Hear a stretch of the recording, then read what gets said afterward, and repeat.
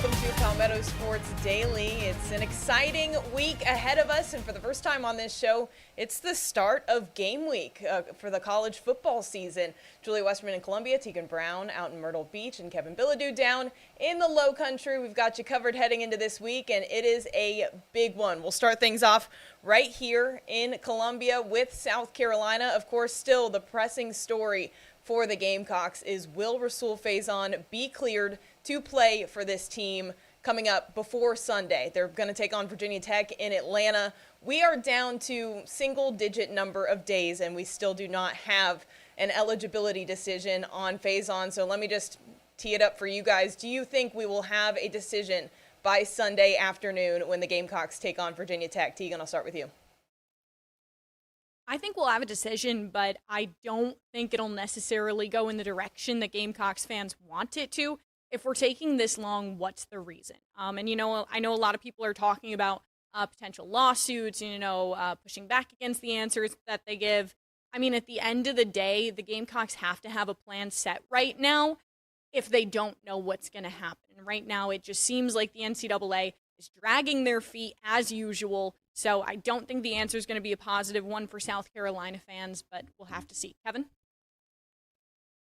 I definitely don't think we're going to have a decision by Sunday afternoon. They've given us no reason to think there would be at this point during the season. We've been talking, it seems like since we started this show back in January, we've been talking about, is Rahsul Faison going to be playing for South Carolina in week one? And there have been points all throughout these 8 months that we've thought, yeah, this will definitely be decided by now. And, every time, we expect a decision within the coming days. And that seems like that was 2 months ago that happened. And we're still sitting here waiting. And, Teagan, you mentioned lawsuits, and I brought it up on this show before. If I am Rahsul Faison, I have a lawyer ready to go as soon as that decision comes in, especially if it's a negative decision and he's not allowed to play for South Carolina. And I am filing a lawsuit that day, saying that the NCAA has hurt my chances to make a living, whether it's at South Carolina and the NIL he could have cashed in on with the Gamecocks, or if it was a chance to try out for an NFL team and make his mark at the next level. Either way, the NCAA is costing this kid money, and they should pay for it, Julia. Absolutely. And I mean, on a little speculation level, he did send out a tweet at 11:50 a.m. today, Monday, with 5 prayer hand emojis. So we were talking about this a little bit before the show of which way you could take that, of are those good prayer hand emojis? Are those bad prayer hand emojis? So I don't know. We've been speculating on this for months and months and months. And, you got to feel for this kid, and he wants to stop being a huge topic of conversation. So hopefully he gets some word. But yeah, Kevin, like you said, he's definitely got some things to consider depending on how this thing goes at the end of the week. Well, at the end of this week, we also have Clemson taking on LSU in Death Valley, one of 2 top 10 matchups on this big opening weekend of college football. We got number 9 LSU coming into number 4 Clemson. Looking forward to this one. I mean, people have been talking about this game all throughout the offseason. It's a battle between 2 quarterbacks who are being highly considered to be Heisman contenders going into this season. And, of course, we've seen the whole entire career of Cade Klubnik, his whole arc of, coming in as a freshman at that ACC championship game. And then now he's going to be a senior this year and everything that he's been a part of with this Clemson team. So there's lots of people considering Clemson to be a national championship contender this year as well. So I'm kind of holding out my reservations for any teams that I cover or any teams around the country. I need about 3 to 4 weeks before I make those kinds of, remarks myself. But I'm looking forward to this game, and, I think this is going to be a really big one. Teagan? Yeah, I mean, we've talked a lot on the show about the experience that Clemson is bringing back this year. I think that's going to be a huge asset to them. But like you said, I do need those first few weeks of the season to take a look at these teams. Obviously, expectations are high for certain teams. We have the AP poll ahead of this week 1. We had a week 0 matchup between 2 teams on that list. But at the end of the day, we have to see how they actually do during the season, because as high as expectations may be, we don't know what performance will necessarily be. Kevin? The thing I'm curious about, and I'll ask both of you, is which of these 2 teams needs this game more? Who needs to pick up the victory at Clemson on Saturday. I would argue it's LSU, actually, because their schedule, being in the SEC, much tougher going forward the rest of the way. Clemson could lose this game. It would not be a great loss for them, especially with the game being at home. But the schedule for the Tigers, the Clemson Tigers, I should say, is much easier in the ACC going forward. I think they could afford this loss much more than LSU could, Julia. I agree with you 100% there. I think there's an absolute chance that Clemson, if they falter in this first game, I think they could win out the rest of the season. And then, having only just one loss, especially because we were proven last year that, early season losses maybe didn't have as much weight as late season losses or wins. So seeing how that goes into play with a lot of these things. So I think Clemson could definitely recover. I think there's a lot of games where LSU could end up faltering throughout this regular season, and they would need that early season win to not already have some losses on the record, Teagan. Yeah, I mean, we saw this last season with Clemson and the way that they got into the ACC championship. Everybody was talking about how great they had done all season, but the reason that they made it into that ACC championship was not because of the games that they won. It's because of the game that Miami lost to Syracuse. So, I think if Clemson does lose this first game, I think they'll still be fine. But obviously, there are those conversations going on right now of, can this be another undefeated Clemson team and another national championship team? And let's talk about another South Carolina team while we're here. Producer Nick is telling me we're going to talk some Coastal Carolina. Of course, the Chanticleers starting with a Power 4 opponent from the ACC. Coastal Carolina going to Virginia, a team that they lost to last season by double digits in Conway. And this is a very, very different Coastal Carolina team once again. For the past, few years, Coastal goes into the season with more than 30 new players, and that's what's happening again this year. Their quarterback room is completely different. They lost Vasco and Noah Kim. Of course, Grayson McCall's been gone for a few years. And then, Emmett Brown is out for the season, the San Jose State transfer. We learned that from head coach Tim Beck. So we don't really know who the starting QB is going to be until that first game. I think MJ Morris is probably the best bet, the guy from Maryland. He was also at NC State for a little bit when Tim Beck was there. That's where he was recruited by Coach Beck. So for the Chants, I don't know if I necessarily see a win on this first game. I think that they can do pretty well in the Sun Belt, but this is a team with a lot of question marks. I really don't know what they're going to look like. A lot of transfers on this team, a good amount of freshmen. So we'll kind of have to see, but I'll ask you guys, do you think Coastal Carolina has a chance in this one, Julia? I think this would probably be one of the games of the weekend where I would actually weigh, almost, I don't know if I would call it an upset, but way upset alert. I mean, you look at some of the games on this opening weekend, and there are some teams out there where you wouldn't even think they have a chance. But I think Coastal could match up with Virginia. Just, like you said, it just depends on what they bring out there, who's playing, and the manner in which they're able to do it, Kevin.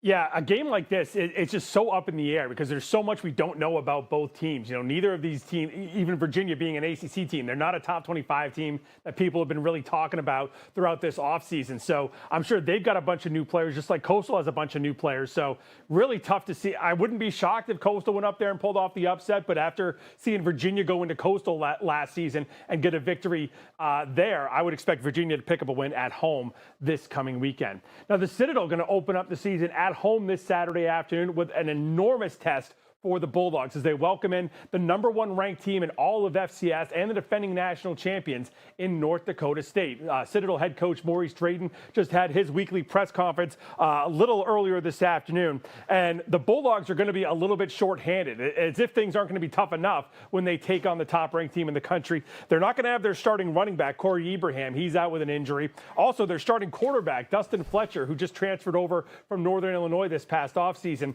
he is not going to be in there. Now, we saw him with a bandage on his hand when preseason practice started earlier this month, and Maurice Drayton didn't really say what happened. He revealed today during his press conference that Dustin Fletcher hurt himself during the summer when he was waiting tables at a local restaurant. He was helping a waiter move some glasses across the kitchen, fell over, his hand got smashed up in the glass. So he's expecting him to play at some point this season, but he didn't say how long he was going to be out because of that injury. Did say that he's got three quarterbacks who are all kind of rotating in for right now, and he wouldn't say which one the starter is going to be, but he did say he wouldn't be shocked if all three get some playing time against North Dakota State this weekend. And like I said, this is an enormous test. This is a huge thing for the Bulldogs to have the top-ranked team coming to Charleston, and Maurice Drayton talking about what North Dakota State means to FCS football.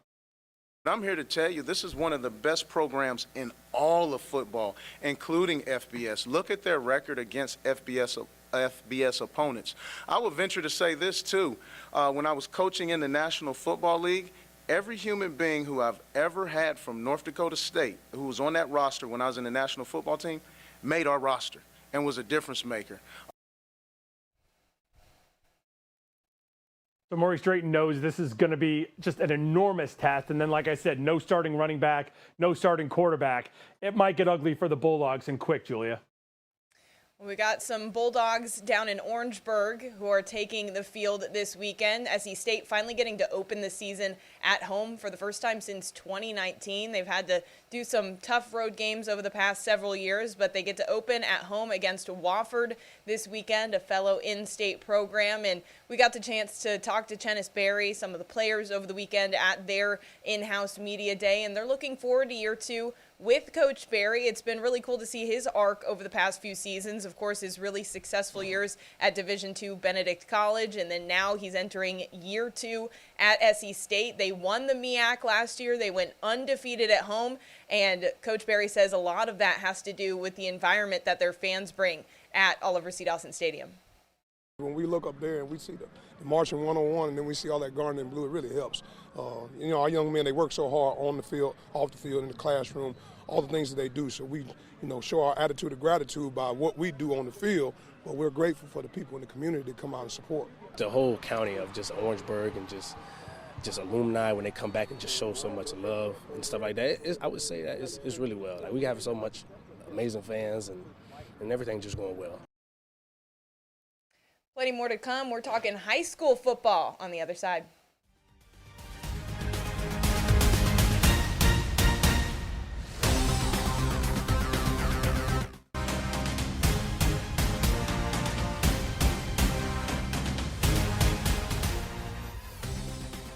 Welcome back to Palmetto Sports Daily. We wrapped up week 0 of high school football last week.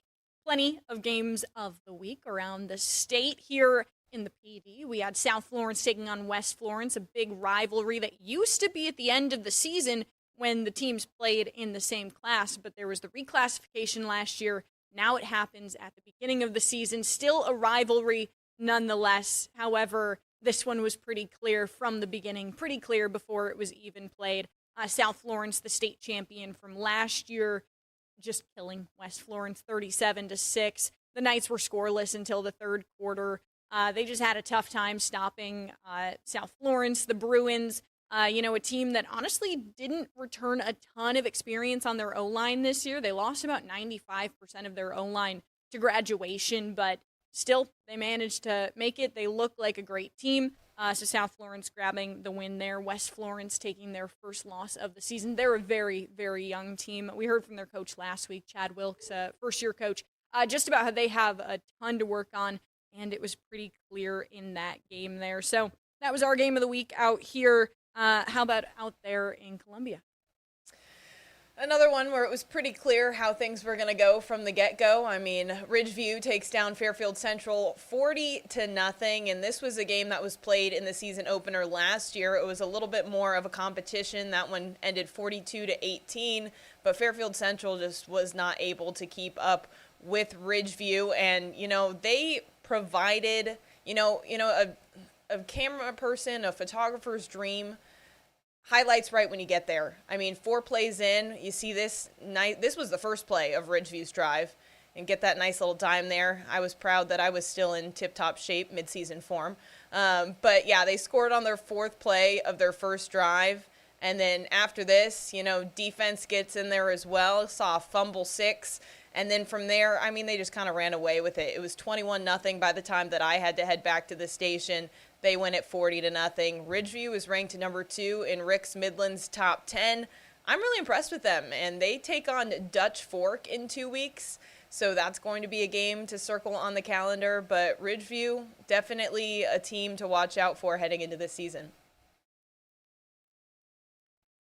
Well, I would say some of us finished week 0 on Friday night. Some of us are still waiting for tonight because the weather was all kinds of crazy here in the Low Country on Friday night, and most of the games here were either postponed or altogether canceled. And that includes our game of the week as Stratford goes to visit Somerville. They are set to play tonight starting at 6:30 over at Somerville. One of a bunch of games we still have to play tonight. That includes Ashley Ridge hosting Berkeley, James Island hosting Gray Collegiate, Wando hosting Socastee, Fort Dorchester going to Beaufort, Goose Creek hosting North Myrtle Beach, Philip Simmons and Hanahan, Colleton County and Hampton County, Academic Magnet on the road, Baptist Hill at home. So we have almost a full Monday Night Lights show coming up tonight at 11 o'clock here in the Low Country. But then again, this is the first week of the season, like you guys said. Now, because of the cancellation, and it seems like week 0, there's always a problem, whether it's torrential downpours or a tropical storm warning or too much heat that the kids can't play. And it seems like there's always some kind of issues in week 0. And now these kids have to turn around and play tonight and then another game coming up on Friday. So a short week for the high school kids, Julia. I know that seems kind of unfair, and I mean, there's not much you can really do about it, but you got to believe that these kids aren't really ready to play that much football all at once. I mean, not that you'd really want to do this at any point in the season, but I'd almost say that, they'd be more equipped to do this in, week 7, week 8, because they've been going for about 2 months at that point. These kids are getting through their first game, and then they're going to have to turn around and play their second game of the season on Friday. That's a tough thing when you get banged up Monday night. You've got to do your quick recuperation period and then dive right into your next opponent. So it seems kind of tough to, have all of that come at you at once in the first week of the season, Kevin. Yeah, and I was actually more surprised. We did have one game that was canceled altogether, and that was Beckham visiting West Ashley here in our part of the woods. And I was surprised more teams didn't just cancel that game outright because these aren't region games, and these games really aren't going to matter as much towards your end of the season rankings and where you go into the postseason. So it's a little surprised more teams didn't just call this off for tonight, but they've been waiting all offseason to play. They're desperate to play. A lot of these teams, they're still playing rivalry matchups. Like I said, the Stratford-Somerville game, this is the 44th all-time meeting between these two teams. So they are excited to play, and they want to get this game in. So we're excited to have that coming up tonight at 11 o'clock. We're going to be right back with more Palmetto Sports Daily right after this.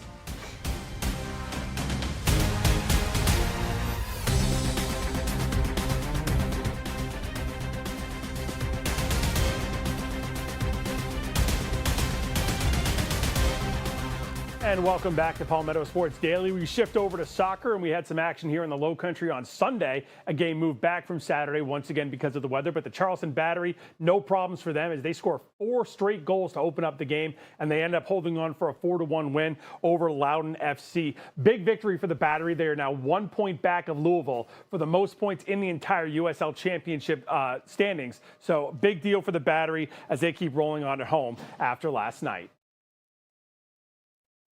It's all about the team. I was great to see Cal have a great finish. Obviously, Rubio, the selflessness, he could shoot, he lays it off for the finishes. Jeremy with a great finish. The boys were on it. MD comes off the bench and he scores. So that's what this is about. It's always nice to be the first one on the score sheet and kind of set the tempo for the game. But I was hoping it was going to come sooner rather than later, and so happy it came today.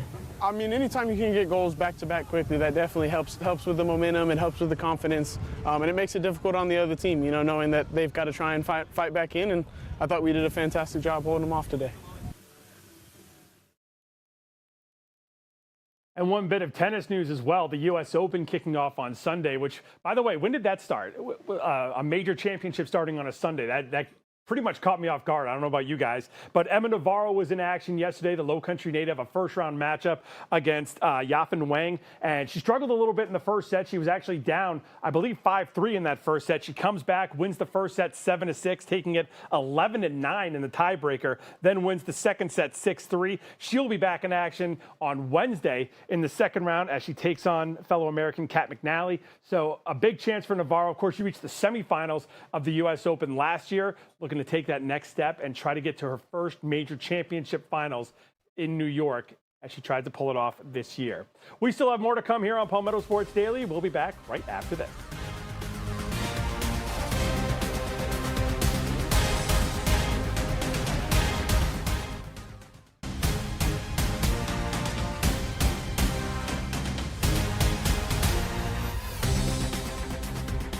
Welcome back to Palmetto Sports Daily. Of course, this week is the start of college football, but it's also the start of the playoffs for NASCAR. Darlington celebrating 75 years and once again hosting the Cookout, Southern Cookout 500. So that's this weekend, Labor Day weekend race. We've also got the Xfinity Truck Series happening on Saturday out there in the PD. And just taking a look at the standings right now in the Cup Series, Kyle Larson in first, William Byron second, then Denny Hamlin, Ryan Blaney, Christopher Bell, and in sixth right now, Shane Van Gisbergen, who was actually in Myrtle Beach last week to just do a little bit of community engagement. We talked last week about him getting in a go-kart and racing against some of the Coastal Carolina coaches, so that was entertaining to see. But it'll be a much more serious matter this week, just with that first round of playoffs out at Darlington. Tons of events leading up to it. I know that they opened the campground on Tuesday. Then they've got track laps for charity, where you can go out there to Darlington. You can bring your own car. You can get out on the track, pay a certain amount of money that does go toward different charities and just, get to experience it. Of course, a couple of nicknames for the track are the track Too Tough to Tame, the Lady in Black, because of the difficulty of the track and its oval shape. So I know that everybody will be pretty busy with college football this weekend. But if you are thinking about some NASCAR, there is some to watch, which is pretty exciting. So, definitely exciting out there in Darlington. We'll have to keep you guys all updated. I'll be out there this weekend, and Mary Margaret will be keeping track of Coastal football. But that's all we're going to have right now on Palmetto Sports Daily. You can always listen to our podcast wherever you get your podcasts. And we'll see you all tomorrow. Have a great day, everyone.